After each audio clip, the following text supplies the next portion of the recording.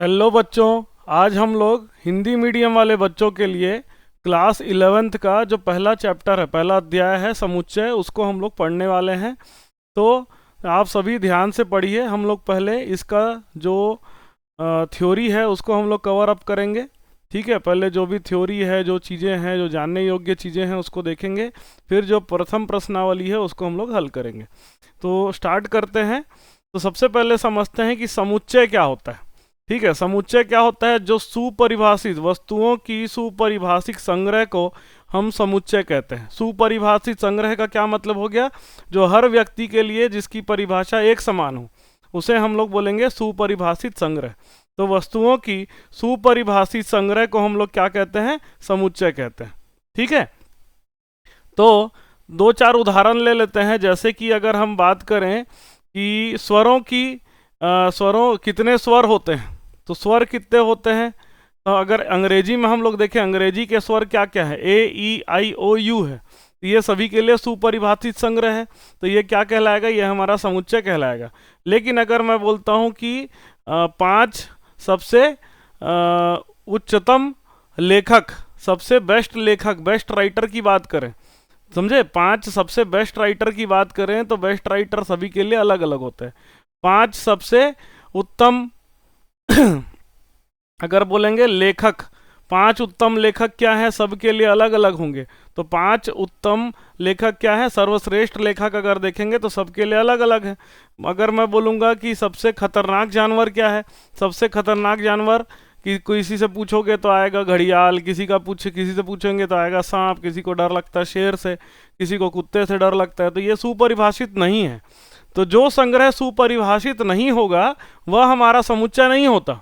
लेकिन जो सुपरिभाषित है, सभी के लिए जिसकी एक समान परिभाषा है, उसे हम लोग क्या कहते हैं? उसे हम लोग समुच्चय कहते हैं। अब जैसे क्या है समुच्चय के लिए, हम लोग ये समझिए कि अगर कहीं पर आपको ये शब्द मिले अवयव या सदस्य, ये सब पर्यायवाची शब्द हैं, या वस्तुएं, ये सब क्या है? पर्यायवाची शब्द हैं। मतलब वहाँ पर अवयव भी बोला जा सकता है, वस्तुएं भी बोला जा सकता है, सदस्य भी कहा जा सकता है। दूसरा जो है, ये ध्यान में रखिएगा कि समुच्चय को हम लोग जो है बड़े अक्षरों से निरूपित करते हैं। कैपिटल ए लिखेंगे, कैपिटल बी लिखेंगे, कैपिटल सी लिखेंगे, बड़े अक्षरों से हम लोग निरूपित करते हैं। तीसरा ये याद रखिएगा कि समुच्चय के अवयव को हम लोग स्मॉल लेटर से लिखते हैं, स्मॉल ए, स्मॉल बी, स्मॉल सी, 1 2 3 ऐसा करके उसके अवयव को हम लोग लिखते हैं। जैसे एक उदाहरण हम लोग देख लेते हैं कि यदि ए, उदाहरण के तौर पे ये समझ लीजिए कि यदि स्मॉल ए, छोटा ए, बड़ा ए का एक अवयव है, तो हम उसको कैसे निरूपित करते हैं?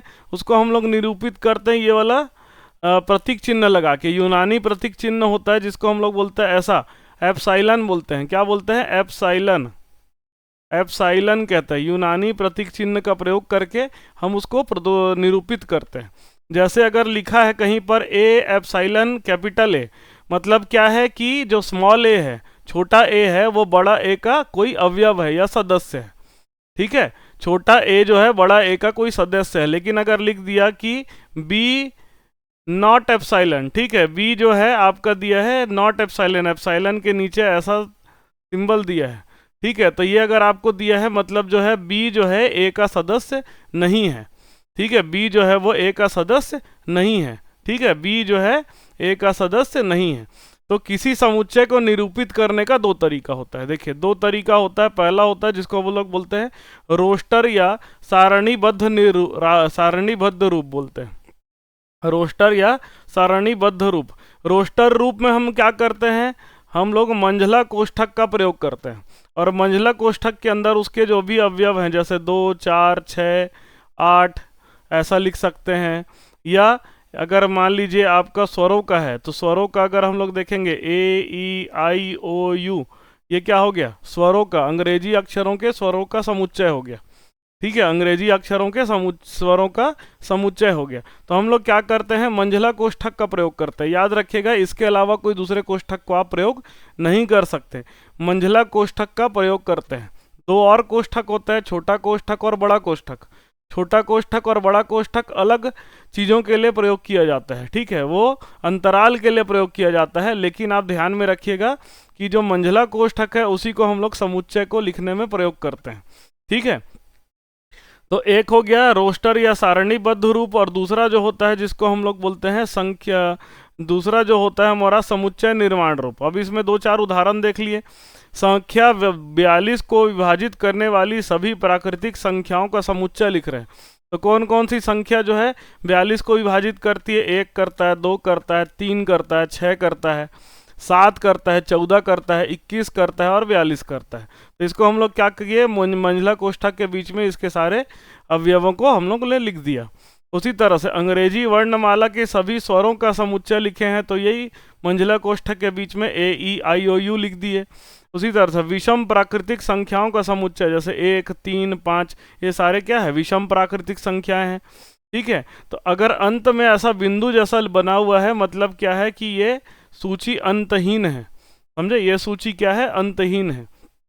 दूसरा जो होता है समुच्चय निर्माण रूप। समुच्चय निर्माण रूप में क्या करते हैं, जो भी अवयव हैं उन सभी का गुणधर्म एक समान होता है, ठीक है, याद रखिएगा, जो भी अवयव हैं उनके सभी का जो गुण धर्म है वो एक समान है, और उन गुण धर्मों को ही हम लोग लिख देते हैं। जैसे क्या लीजिए, ऐसा लिख दीजिए, जो है स्वरों का जो समुच्चय है उसको हम लोग कैसे लिखेंगे, v बराबर x, जहाँ पर x अंग्रेजी वर्णमाला का एक स्वर है, ठीक है। तो ये सारे ए ई आई ओ यू, ये सभी के गुण धर्म एक है, और वह गुण धर्म क्या है कि वो सभी के सभी अंग्रेजी वर्णमाला का एक समुच्चय है, एक स्वर है, अंग्रेजी वर्णमाला का एक स्वर है। तो इस तरह से आपको याद रखना है, दो तरीके से हम लिख देते हैं। एक होता है रोस्टर रूप, या रोस्टर रूप बोलते हैं, या तो सारणीबद्ध रूप बोलते हैं, या तो समुच्चय निर्माण रूप बोलते हैं। तो रोस्टर रूप में आपको क्या लिखना है, जो है मंझला कोष्ठक का प्रयोग करना है और उसके सारे अवयवों को उनके बीच में लिख देना है। सारणीबद्ध रूप में क्या होता है, x लिखते हैं, फिर x का गुण धर्म लिख देते हैं। x का गुण धर्म जो सभी के लिए समान होगा उसको हम लोग क्या है, हम लोग सारणीबद्ध समुच्चय निर्माण रूप में हम लोग लिख देते हैं। चलिए कुछ सवाल बनाएंगे प्रश्नावली 1.1 का, ठीक है। इसमें बोल रहा है निम्नलिखित में से कौन सा समुच्चय है ना, अपने उत्तर का औचित्य बताइए। जो समुच्चय है और जो समुच्चय नहीं है उसको हम लोग देखेंगे, मैं टिक करूंगा और उसका आंसर को मुझमानी बताऊंगा, आप लोग लिख लीजिएगा। जे अक्षरों से प्रारंभ होने वाले वर्षों के सभी महीनों का संग्रह। तो जे अक्षर से क्या क्या होता है, जनवरी होता है, जनवरी, फरवरी, मार्च, अप्रैल, मई, जून होता है, और क्या होता है, जुलाई होता है, अगस्त, सितंबर, अक्टूबर, नवंबर, दिसंबर, हो गया। तो ये क्या हो गया हमारा 3। ये देखिए ये समुच्चय है क्योंकि यह परिभाषित है, समझे, ये क्या है, परिभाषित है, सुपरिभाषित है, सुपरिभाषित होने चाहिए। भारत के 10 सबसे अधिक प्रतिभाशाली लेखकों का संग्रह, यह सुपरिभाषित नहीं है, समझे, ये सुपरिभाषित नहीं है, क्योंकि सबसे प्रतिभाशाली लेखक अगर आप 10 व्यक्ति से पूछेंगे तो 10 अलग अलग उत्तर देंगे, तो यह सुपरिभाषित नहीं है। अगला, विश्व के सर्वश्रेष्ठ 11 बल्लेबाजों का संग्रह। इसको भी अगर आप देखेंगे 10 अलग अलग व्यक्ति से आप पूछेंगे कि भाई आप 10 सर्वश्रेष्ठ बल्लेबाज बताइए, तो सभी लोग अलग अलग बताएंगे, इसलिए यह भी सुपरिभाषित नहीं है, इसलिए यह उत्तर भी, यह जो है, यह वाक्य जो है ये भी हमारा समुच्चय का वाक्य नहीं है। अगला है आपकी कक्षा के सभी बालकों का संग्रह। हमारी कक्षा में जितने बालक हैं वो सभी के लिए सुपरिभाषित है। आप 10 अलग अलग अपने कक्षा के विद्यार्थियों से पूछिए कि 10 बालक कौन से हैं, तो सभी वो बताएंगे कि जितने बालक हैं वो सभी का नाम सेम बताएंगे, एक जैसा बताएंगे। इसी कारण से यह भी क्या है, ये एक समुच्चय है। अगला देखेंगे 100 से कम सभी प्राकृतिक संज्ञाओं का संग्रह। तो 100 से कम जितने प्राकृतिक संज्ञा है वो भी सुपरिभाषित है, तो यह भी क्या है, समुच्चय है। लेखक प्रेमचंद द्वारा लिखित उपन्यासों का संग्रह। लेखक प्रेमचंद ने जितने उपन्यास लिखे हैं वो सभी क्या है, सुपरिभाषित है, तो यह भी क्या है, समुच्चय है। सभी समपूर्णांकों का संग्रह, यह भी समुच्चय है, सुपरिभाषित है। इस अध्याय में आने वाले सभी प्रश्नों के संग्रह, यह भी सुपरिभाषित है, ठीक है। अलग अलग व्यक्ति किताब को डाउनलोड करते हैं, या किताब खरीदते हैं तो सभी के लिए एक जैसे प्रश्न मिलेंगे, इसलिए ये सुपरिभाषित है। विश्व के सबसे खतरनाक जानवर का संग्रह, ये भी सुपरिभाषित नहीं है। क्यों नहीं है? अलग अलग व्यक्ति के लिए सबसे खतरनाक जानवर अलग अलग होगा। ठीक है, कोई सबसे अधिक कुत्ता से डरेगा तो कोई सबसे अधिक सांप से डरेगा, कोई सबसे अधिक शेर से डरेगा, तो यह सुपरिभाषित नहीं है, इसलिए यह भी क्या होगा, ये आपका समुच्चय नहीं होगा। अगला है, मान लीजिए ए रिक्त स्थानों में उपर्युक्त प्रतीक चिन्ह एप्सिलॉन या नॉट एप्सिलॉन वाला भरिए। ठीक है, तो जब है अब आपका अवयव होगा तो एप्सिलॉन लगाते हैं, नहीं होगा तो नॉट एप्सिलॉन लगाते हैं। 5 जो है वो ए का अवयव है, इसलिए यहाँ पर क्या लगाएंगे, यहाँ पर हम एप्सिलॉन लगाएंगे, सॉरी यहाँ पर हम एप्सिलॉन लगाएंगे। 8 जो है ए का अवयव नहीं है तो यहाँ पर एप्सिलॉन नॉट लगाएंगे, काट देंगे। 0 जो है ए का अवयव नहीं है तो यहाँ भी एप्सिलॉन नॉट लगाएंगे। 4 जो है वो ए का अवयव है तो एप्सिलॉन लगाएंगे। 2 जो है ये भी ए का अवयव है तो ये भी यहाँ भी एप्सिलॉन लगाएंगे। 10 ए का अवयव नहीं है तो यहाँ पर नॉट एप्सिलॉन नॉट लगाएंगे। अच्छा, लिखिए अगला सवाल है, निम्नलिखित समुच्चय का रोस्टर रूप में लिखिए। तो रोस्टर रूप में ये सब समुच्चय को हम लोग लिखना है, हम लोग को लिखना है। तो देखते जाते हैं एक एक करके सवाल को। जैसे पहला सवाल है, पहला सवाल देखेंगे कि एक्स एक पूर्णांक है और -3 और 7 के बीच में है, मतलब -3 और 7 के बीच में है। -3 भी नहीं है हो सकता क्योंकि बराबर नहीं दिया है, और 7 से -3 और 7 के बीच में, लेकिन -3 और 7 को नहीं लेना है। ठीक है, इक्वल टू लिखा रहता है, ऐसा अगर चिन्ह रहता तो हम -3 को लेते हैं। मान लीजिए -3 और ऐसा चिन्ह रहता तो -3 को लेते, लेकिन ऐसा चिन्ह नहीं है तो -3 को हम नहीं लेंगे। तो क्या आएगा, जो है जितने भी पूर्णांक संख्या जो -3 और 7 के बीच में आता है, -2, -1, 0, फिर 1, 2, 3, 4, 5 और 6, ये आ जाएगा उत्तर। दूसरा सवाल देखेंगे, x संख्या 6 से कम एक प्राकृतिक संख्या है। 6 से कम प्राकृतिक संख्या क्या क्या होता है? 6 से कम प्राकृतिक संख्या होता है 1, 2, 3, 4, 5 और 6 नहीं लेंगे, 6 से कम बोला है इसलिए 5 तक ही लेंगे। ठीक है, अगला है तीसरा सवाल, x 2 अंकों की ऐसी प्राकृतिक संख्या है जिसके अंकों का योगफल 8 है। अंकों का योगफल 8 होना चाहिए और 2 अंकों की प्राकृतिक संख्या होनी चाहिए। तो एक देखिए 17 और 71, इसमें 7 और 1 को जोड़ने से क्या आएगा, आपका 8 आएगा। दूसरा 26 ले लीजिए और 62 ले लीजिए, तो इसमें भी 6 और 2 को जोड़ने से क्या आएगा, 8 आएगा। 35 ले लीजिए और 53 ले लीजिए, इसमें भी दोनों को जोड़ने से क्या आएगा, 8 आएगा। 44 ले लीजिए और 80 ले लीजिए, ये सभी प्राकृतिक संख्या है और सभी के जो अंकों का योग क्या है, 8 है। अंकों का योग 8 होना चाहिए। अगला चौथा सवाल अगर देखें, चौथा सवाल क्या कह रहा है, डी बराबर x एक अभाज्य संख्या है जो संख्या 60 की भाजक है। तो पहले हम लोग 60 के भाजक को लिख लेते हैं। 60 का भाजक मतलब किसके किसके पहाड़ा में 60 आता है। जैसे 60 का भाजक आएगा 1, 2, 3, 4, 5, 6, 7, 8, 9 नहीं आएगा, 10 आएगा, फिर 12 आएगा, फिर 15 आएगा, फिर 20 आएगा, फिर आपका 30 आएगा और फिर 60 आएगा।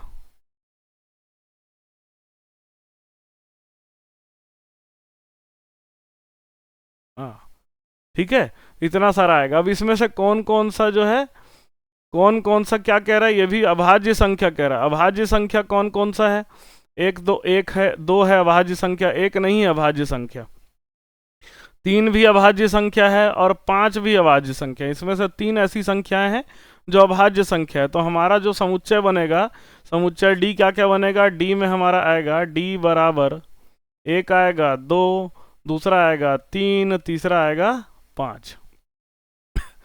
अगला जो चौथा सवाल है, चौथा सवाल हमारा कह रहा है कि ई ट्रिग्नोमेट्री शब्द के सभी अक्षरों का समुच्चय है। ट्रिग्नोमेट्री शब्द, ट्रिग्नोमेट्री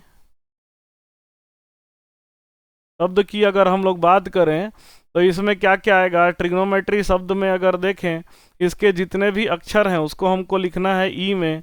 तो ई में क्या क्या आएगा, ई में हमारा आएगा ई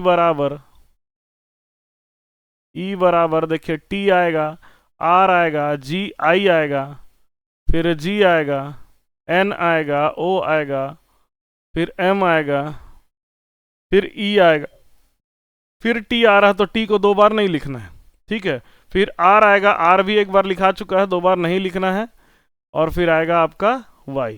तो इस तरीके से, इस प्रकार से क्या है, ट्रिग्नोमेट्री शब्द का हम लोग करते हैं, ठीक है, सभी अक्षरों का समुच्चय। एफ जो है बेटर शब्द के सभी अक्षरों का समुच्चय है, ठीक है। तो एफ जो है पांचवा सवाल, एफ जो है बेटर शब्द का समुच्चय, बेटर शब्द के अक्षरों का समुच्चय। तो बेटर में क्या क्या आ रहा है, बेटर में आ रहा है बी, ई आ रहा है, टी आ रहा है, टी दो बार नहीं लिखेंगे, फिर ई आया, ई एक बार लिख चुके हैं, दो बार नहीं लिखेंगे, और आएगा आर। तो ये हमारा क्या हो गया, रोस्टर रूप में हम सभी सवाल को हल कर चुके हैं। अगला सवाल है, निम्नलिखित समुच्चय को समुच्चय निर्माण रूप में व्यक्त कीजिए। समुच्चय निर्माण रूप में लिखना है तो हमारा क्या होगा, देखिए पहला आपको क्या करना है, इसका पैटर्न को समझना है, किस प्रकार से सभी का एक जैसा गुण धर्म आ जाए, ऐसा आपको गुण धर्म सोचना है। जैसे पहला सवाल है, पहला सवाल का जो समुच्चय है इसको मैं ए लिख देता हूँ। ए बराबर क्या है एक्स, और यहाँ पर देखिए गुण धर्म क्या है, सभी तीन का गुणनफल है लेकिन वह 12 या 12 से कम है। तो एक्स जो है तीन का, एक्स तीन का गुणनफल है, गुणनफल है जो 12 या 12 से कम है, ठीक है। ये तीन का गुणनफल है जो 12 या 12 से कम है। दूसरा सवाल देखिए, 2 4 8 16 32, 2 है, 4 है, 8 है, 16 है, 32 है।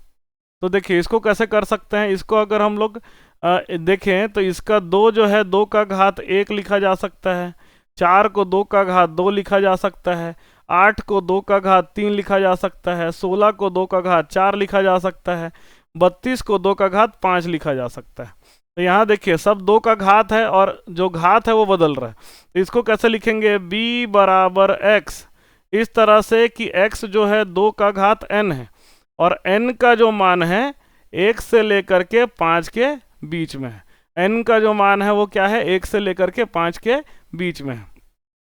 अगला सवाल देखेंगे, तीसरा सवाल, तीसरा 5, 25, 125 और 625 है, ठीक है। तो तीसरा सवाल को देखेंगे, एक है 5, 25, फिर 125 और फिर 625।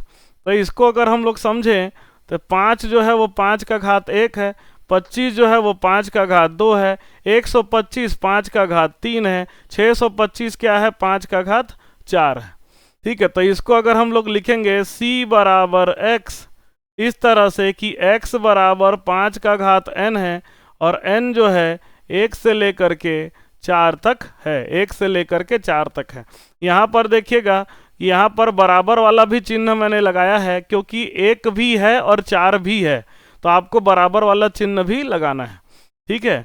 अच्छा, चौथा सवाल अगर देखेंगे, अच्छा यहाँ पर यह भी लिखना है कि n जो है वो एक प्राकृतिक संख्या है। यहाँ पर भी आपको लिखना है n जो है वो प्राकृतिक संख्या है, क्योंकि 1 से 5 के बीच में दूसरा संख्या जो है आपका वास्तविक संख्या बहुत सारी होती है। तो आपको क्या लिखना है, n जो है प्राकृतिक संख्या है, जो है जो बड़ा n जो होता है ये प्राकृतिक संख्याओं का समुच्चय को हम निरूपित करता है, प्राकृतिक संख्याओं के समुच्चय को निरूपित करता है, संख्याओं के समुच्चय को निरूपित करता है, समुच्चय है, ठीक है। कैपिटल N जो है वो क्या है, प्राकृतिक संख्याओं का समुच्चय होता है। अच्छा, चौथा सवाल देखेंगे, 2 4 6 ऐसा करके है। तो एक जो है आपका 2 है, फिर 4 है, 6 है और ये अंत तक है, डैश डैश डैश बना हुआ है। तो यहाँ पर आप क्या दे देंगे, साफ साफ दिख रहा है कि यह 2 का गुणनफल है। तो जो है x, यहाँ पर x 2 का गुणनफल है, 2 का गुणनफल है। x क्या है? 2 का गुणनफल है। अगला सवाल देखते हैं, पांचवा सवाल। पांचवा सवाल क्या कह रहा है? पांचवा सवाल हमको कह रहा है 1, 4, 9 और 100 तक है। तो देखिए 1 है, 4 है, 9 है, फिर 100 तक है। ठीक है, तो इसको समझिएगा। एक क्या होता है? एक जो होता है 1 का घात 2 होता है। 4 क्या होता है? 2 का घात 2 होता है। 9 क्या होता है? 3 का घात 2 होता है। ऐसे अंत तक आखिरी जो अवयव है वो क्या है? 100। और 100 क्या है? 10 का घात 2 होता है। अब इसको कैसे लिखेंगे? ई जो है एक समुच्चय x है, जहां पर x जो है n का घात 2 है। n का घात 2 है। अब यहाँ पर n क्या है? n जो है 1 से लेकर के 10 तक की प्राकृतिक संख्या है। एक जो है 1 से लेकर के 10 तक प्राकृतिक संख्या है। तो इसको डायरेक्ट भी आप लिख सकते हैं, 1 से लेकर के 10 तक प्राकृतिक संख्या है। ठीक है, उसको आप क्या करना है? उसको आप डायरेक्ट भी आप लिख सकते हैं। ठीक है, वाक्य के द्वारा डायरेक्ट आप लिख सकते हैं। अगला सवाल है, देखिए पांचवा सवाल। पांचवा सवाल को समझेंगे। पांचवा सवाल क्या है? देखिए इसको आपको सभी अवयव को लिखना है। तो a जो है x है और x विषम प्राकृतिक संख्या है। तो a में क्या आएगा? विषम प्राकृतिक संख्या आएगा 1, 3, 5 और ऐसे करते करते अंत तक जाएगा। ठीक है, इसमें कोई आपको लिमिट नहीं दिया हुआ है। b देखिए, b क्या चीज है? b x एक पूर्णांक है, -1/2 से लेकर के 9/2 तक। तो -1/2 को अगर हम लोग दशमलव में लिखें तो क्या लिखेंगे? -2, 0.5, समझे? 0.5। और 9/2 को कैसे लिखेंगे? 4.5। अब 0.5 से ज़्यादा और 4.5 से कम पूर्णांक संख्या क्या क्या होगा? पूर्णांक संख्या आपका आएगा, देखिए 0 आएगा, 1 आएगा, 2 आएगा, 3 आएगा और 4 आएगा। ठीक है, 0 से कम नहीं हो सकता, क्योंकि 0 से कम -1 आएगा पूर्णांक संख्या, लेकिन वो पूर्णांक संख्या 0.5 से कम है। और आगे 5 नहीं आ सकता, क्योंकि 5 जो है 4.5 से ज़्यादा है। सी देखिएगा, सी क्या है? x एक पूर्णांक है, x का घात 2 जो है 4 या 4 से कम है। तो पूर्णांक संख्या जिसका वर्ग 4 या 4 से कम है, तो क्या क्या आएगा? देखिए -2 का जो है वर्ग आता है 4 आता है। तो -2 हो सकता है, -1 हो सकता है, 0 हो सकता है, 1 हो सकता है और 2 हो सकता है। बाकी सभी संख्याएं जो होंगी, सभी पूर्णांक संख्याएं जिनका वर्ग जो है आपका 4 से ज़्यादा या 4 से ज़्यादा ही आएगा। 4 से और -4 और -4 से +4 के बीच में तो नहीं आ सकता। -4 तो होता नहीं, किसी का भी पूर्णांक आपका ऋणात्मक नहीं हो सकता है। अच्छा, चौथा सवाल देखिए, लॉयल शब्दों का एक अक्षर, समझे? शब्दों का एक अक्षर। ठीक है, तो अक्षर क्या क्या है लॉयल शब्द में? L है ना, O है, Y है, फिर A है और फिर L है। ठीक है, देखिए यहाँ पर ध्यान दीजिएगा, स्मॉल में लिखना है ना, स्मॉल में। यहाँ ट्रिग्नोमेट्री भी हम लोग कैपिटल में लिख दिए थे। ट्रिग्नोमेट्री वाला जो सवाल था, यहाँ पर आपको ये थोड़ा सा आप ध्यान दीजिएगा, ये मैंने इस समय ध्यान नहीं दिया। ट्रिग्नोमेट्री में इसको हम लोग ऐसे स्मॉल में लिखना है। ठीक है, कैपिटल में नहीं लिखना है। TRIGNOMET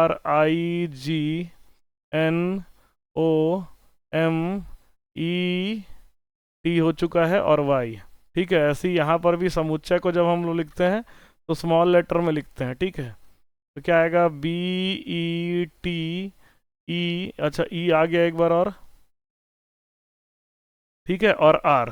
ठीक है, ये ध्यान में रखिएगा, स्मॉल लेटर में ही आपको लिखना है। ठीक है, अच्छा लॉयल हो गया। अच्छा, पांचवा सवाल देखिए, ई जो है x वर्ष का एक ऐसा महीना है जिसमें 31 दिन नहीं होते हैं। ठीक है, 31 दिन नहीं होते हैं। तो 31 दिन नहीं होते हैं तो कौन कौन सा ऐसा है? देखिए, जनवरी में 31 दिन होता है, फरवरी में नहीं होता, मार्च में होता है, अप्रैल में नहीं होता, मई में होता है, जून में नहीं होता 31 का महीना, जून जुलाई में होता है, अगस्त में होता है, सितंबर में नहीं होता, अक्टूबर में होता है और नवंबर में नहीं होता। तो ये हो जाएगा आपका ई का समुच्चय। और एफ जो है एक्स अंग्रेजी वर्णमाला का एक व्यंजन है जो के से पहले आता है। ठीक है, व्यंजन कौन कौन सा होता है जो के से पहले आता है? देखिए एफ, देखिए शुरू से स्टार्ट करते जाते हैं। एफ देखिए अंग्रेजी वर्णमाला शुरू होता है ए से। ए क्या है? स्वर है। ए बी, फिर सी, फिर डी, फिर ई नहीं होगा, ई स्वर है। एफ, फिर जी, फिर एच, आई नहीं होगा, जे होगा। फिर अगला क्या आ गया? के। तो के से पहले जो आता है ऐसे आपको व्यंजन लिखने हैं। तो पहले आने वाले व्यंजन क्या है? B C D F G H और जे। ठीक है, अगला सवाल देखें कि यहाँ पर क्या होता है, आपको मिलान करना है। 1 2 3 6, इसका समुच्चय निर्माण रूप क्या आएगा? समुच्चय निर्माण रूप देखिए, x एक प्राकृतिक संख्या है और 6 का भाजक है। प्राकृतिक संख्या 6 का भाजक है, तो ये क्या आ जाएगा? पहले का उत्तर आ जाएगा सी। समझे? 1 का मिलान हो रहा है किससे? सी से। अच्छा, दूसरा देखिए 2 और 3 एक अभाजक संख्या है और 6 का भाजक है, तो इसका मिलान आ जाएगा ए। और इसका देखिए सी का मिलान आ जाएगा आपका डी। देखिए सी का मिलान आ जाएगा डी। क्या है? मैथमेटिक्स शब्द का एक अक्षर। तो मैथमेटिक्स शब्द का एक अक्षर आ जाएगा आपका सी। तीसरे का आंसर आ जाएगा डी। और 1 3 5 7 9 10 से कम विषम संख्या, मतलब ये आ जाएगा आपका बी। ठीक है, तो हम क्या किए, पहला प्रश्नावली हम लोग हल कर लिए। आप लोग भी एक बार फिर से उसको बनाइएगा। कोई भी आपको दिक्कत होता है आप लोग कमेंट बॉक्स में लिखिएगा। ठीक है, उसका हम निदान करेंगे। ठीक है, और फिर आगे अगला अध्याय को, अगला प्रश्नावली को हम लोग करेंगे। ठीक है, छोटा छोटा करके 10-10 20-20 मिनट का वीडियो बना करके हम लोग इसको पढ़ने की प्रयास करेंगे। ठीक है, तो धन्यवाद आप सभी का।